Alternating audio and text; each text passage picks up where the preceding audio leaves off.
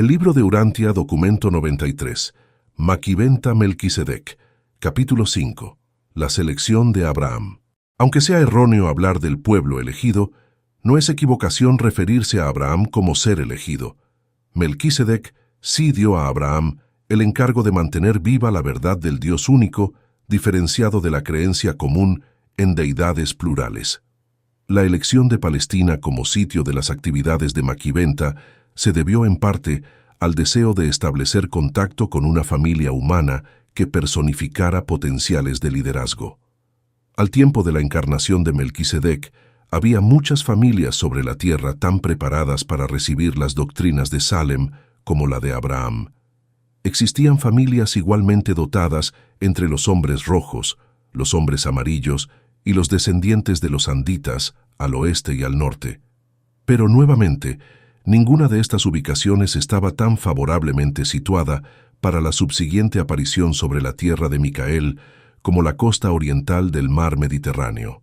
La misión de Melquisedec en Palestina y la subsiguiente aparición de Micael entre el pueblo hebreo fueron determinados en gran medida por la geografía, por el hecho de que Palestina tenía una ubicación central respecto al comercio, las vías de comunicación y la civilización del mundo de aquel entonces. Por algún tiempo los síndicos Melquisedec habían estado observando a los antepasados de Abraham y anticipaban confiadamente la aparición en cierta generación de vástagos que se caracterizarían por su inteligencia, iniciativa, sagacidad y sinceridad. Los hijos de Taré, el padre de Abraham, cumplieron en todas sus facetas con estas esperanzas. Fue esta posibilidad de contacto con los versátiles hijos de Taré la que tuvo considerable influencia sobre la aparición de Maquiventa en Salem, en vez de Egipto, la China, la India o las tribus nórdicas. Taré y su entera familia creían a medias en la religión de Salem, que se había predicado en Caldea. Supieron de Melquisedec a través de los sermones de Ovid, maestro fenicio que proclamó la doctrina de Salem en Ur. Salieron de Ur con la idea de ir directamente a Salem, pero Nacor, el hermano de Abraham, no habiendo conocido a Melquisedec, no estaba del todo convencido y los persuadió de que se detuvieran en Harán. Mucho tiempo pasó después de llegar a Palestina, antes de que estuvieran dispuestos a destruir todos los dioses del hogar que habían traído consigo.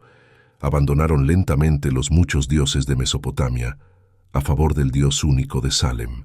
Pocas semanas después de la muerte de Taré, el padre de Abraham, Melquisedec envió a uno de sus discípulos, Harán el Eteo, para que invitara tanto a Abraham como a Nacor. «Venid a Salem, escucharéis allí nuestras enseñanzas de la verdad del Creador eterno, y en vuestros vástagos esclarecidos el mundo será bendecido». Pero Nacor no había aceptado totalmente el evangelio de Melquisedec. Decidió quedarse donde estaba y construyó una fuerte ciudad-estado que llevó su nombre. Pero Lot, el sobrino de Abraham, decidió acompañar a su tío a Salem.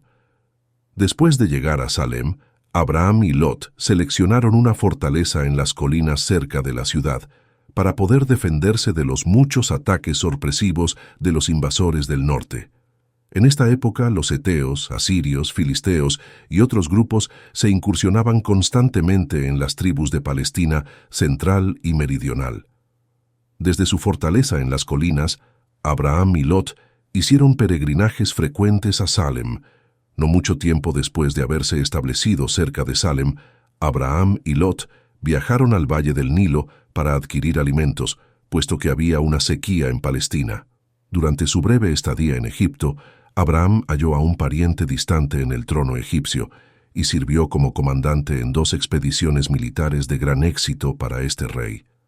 Durante la última parte de su estadía en el Valle del Nilo, él y su esposa, Sara, vivieron en la corte, y al salir de Egipto, él recibió parte de los despojos de sus campañas militares.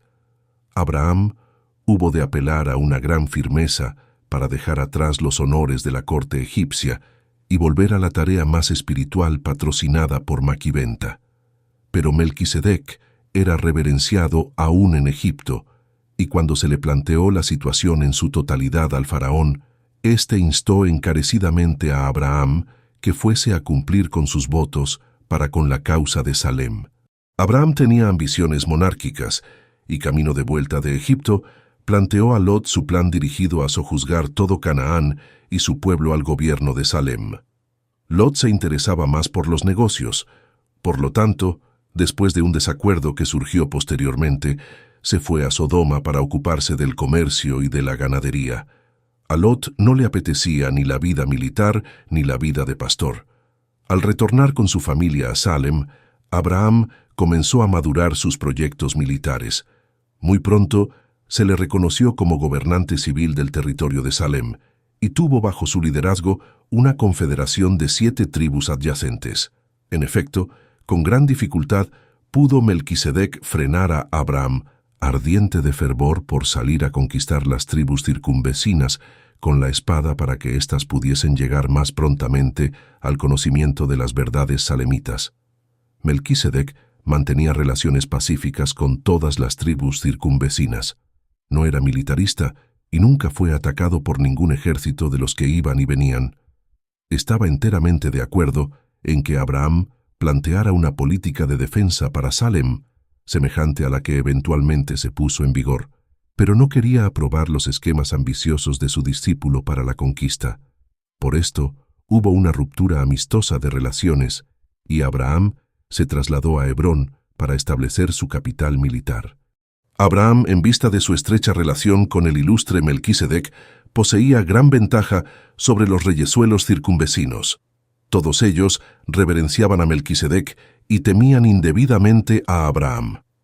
Abraham conocía este temor y tan solo esperaba la ocasión oportuna para atacar a sus vecinos, y esta excusa se le presentó cuando algunos de estos gobernantes tuvieron la presunción de incursionarse en la propiedad de su sobrino Lot, que residía en Sodoma. Al oír de este acontecimiento, Abraham, a la cabeza de sus 7 tribus confederadas, se abalanzó sobre el enemigo. Su guardia de cuerpo personal de 318 dirigía el ejército, que contaba con más de 4.000 soldados al momento del ataque. Cuando Melquisedec supo de la declaración de guerra de Abraham, salió para disuadirle, pero tan solo le alcanzó cuando su exdiscípulo volvía victorioso de la batalla. Abraham insistió que el Dios de Salem le había otorgado la victoria sobre sus enemigos y persistió en entregar 1/10 del botín al tesoro de Salem. El 90% restante se lo llevó a su capital en Hebrón. Después de esta batalla de Sidim, Abraham se volvió el líder de una segunda confederación de 11 tribus y no solo pagaba diezmos a Melquisedec, sino que se ocupó de que todos los demás en esas tierras hicieran lo mismo. Sus relaciones diplomáticas con el rey de Sodoma, juntamente con el temor que todos le tenían, dieron como resultado el hecho de que el rey de Sodoma y otros se uniesen a la confederación militar de Hebrón. Abraham estaba estableciendo un poderoso estado en Palestina.